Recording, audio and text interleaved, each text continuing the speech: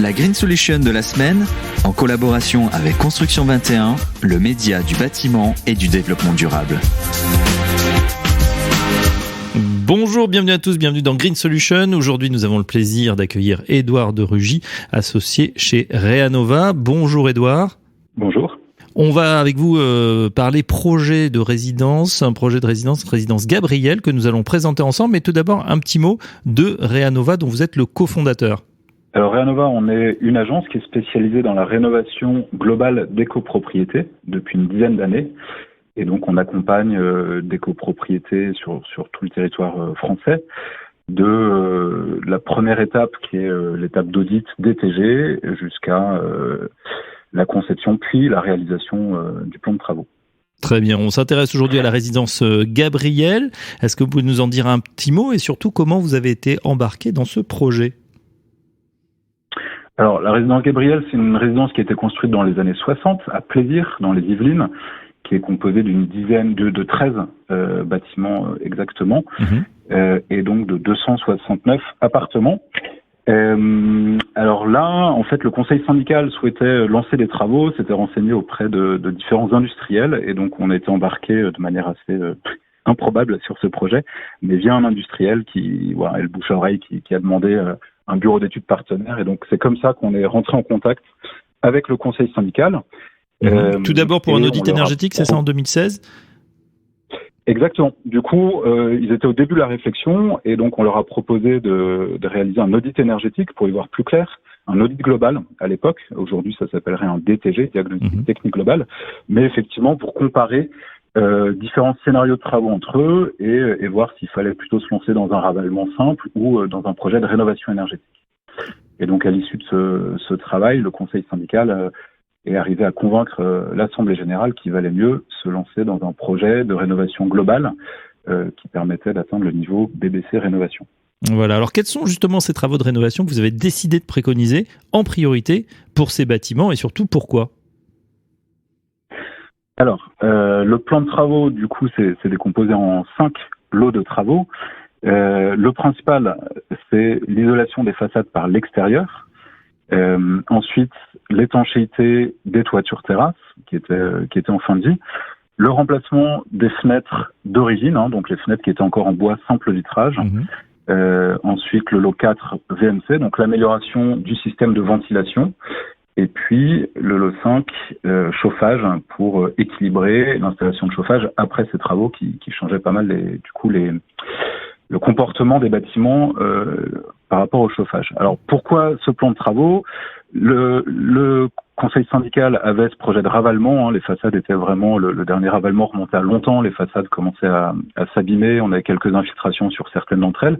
Donc, il y avait un vrai sujet d'entretien, d'amélioration du confort. On était sur un bâti pas du tout isolé.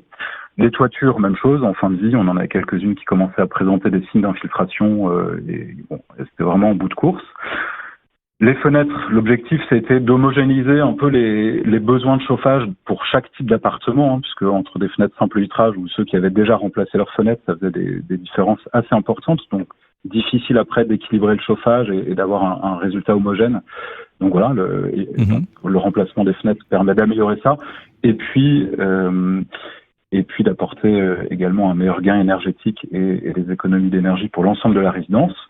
Et puis voilà, une fois que tout est bien isolé, que les fenêtres sont remplacées, qu'on a amélioré l'étanchéité à l'air du bâtiment, il est important de s'assurer que la ventilation fonctionne bien et si possible de mettre en place un système de ventilation performant, voilà, ce qui a été le cas. Donc on est resté sur de la ventilation simple flux, mais avec un système hygroréglable, c'est-à-dire des débits qui s'adaptent en fonction du taux d'humidité dans les différentes pièces des appartements et des moteurs basse consommation en toiture. Et puis, comme je l'ai dit rapidement, l'équilibrage de l'installation, c'est s'assurer derrière que les calories de chauffage étaient équitablement réparties entre les 13 bâtiments et chaque colonne montante de chauffage dans les appartements. Et voilà, évidemment indispensable en ces temps en plus d'explosion des factures d'énergie. Alors justement, outre les travaux que vous venez de nous décrire, quels sont les principaux changements d'aménagement qui ont eu lieu, leurs bénéfices pour la résidence et ses habitants ? Vous nous avez parlé par exemple des menuiseries et des portes. Oui, alors dans ce projet, on a par rapport à d'autres projets, c'est pas sûr. On a le plus eu de changements autour. Enfin, ce projet était vraiment centré sur la performance énergétique. Malgré tout, effectivement, on a accompagné le conseil syndical et la copropriété dans le remplacement des portes de hall, qui améliore légèrement la performance énergétique, mais c'était surtout pour une question de contrôle d'accès et puis d'entretien du bâtiment. Et puis, dans cette résidence, on a remplacé tous les garde-corps des loggias et des portes-fenêtres. Alors, certains s'étaient rendus obligatoires par le fait d'isoler les façades. En tout cas, ça aurait coûté moins cher que de les entretenir, les déposer, les reposer, les modifier. En revanche, sur les loggias, on n'avait pas besoin de remplacer ces garde-corps, mais c'était vraiment un sujet problématique dans la résidence. On avait des problèmes avec les listes de garde-corps, il y a eu des problèmes de peinture, etc. C'était vraiment un sujet qui empoisonnait un peu les relations et les différentes assemblées générales. Et donc, on a profité de ce projet pour les remplacer aussi de manière harmonieuse avec les autres et puis avec le projet d'ensemble qui a permis également de traiter ce sujet en plus du reste.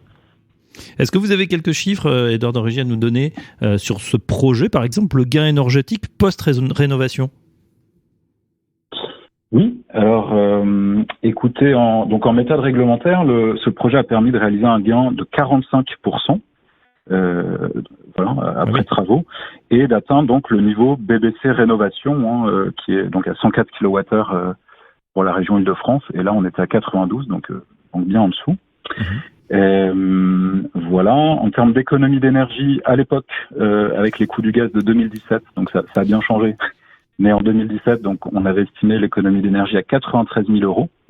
Voilà, donc un gros tiers d'économie sur la facture d'énergie de la résidence. Et en termes d'étiquette DPE, alors là, en plus, la résidence vient de se raccorder au réseau de chaleur de Plaisir, qui est assez vertueux. Et donc là, on a sorti les nouveaux DPE avec ce raccordement. On atteint la lettre B. Voilà, 109 kWh donc en étiquette DPE et l'étiquette B. Ce qui est une très bonne étiquette pour des bâtiments rénovés. Bien sûr, sans oublier le look aussi qui a radicalement changé. C'est vrai que c'était un peu vieillissant.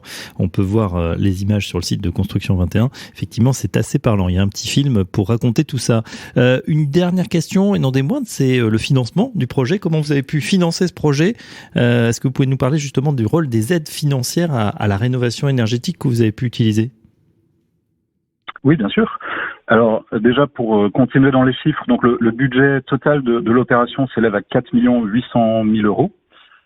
Donc ça, c'est les coûts de travaux TTC, tous les honoraires nécessaires à l'aboutissement de ces projets, et puis et les aléas qui avaient été votés. Donc 4 800 000, je vous avais dit 269 appartements, donc on est sur des cotes-parts moyennes d'à peu près 18 000 euros.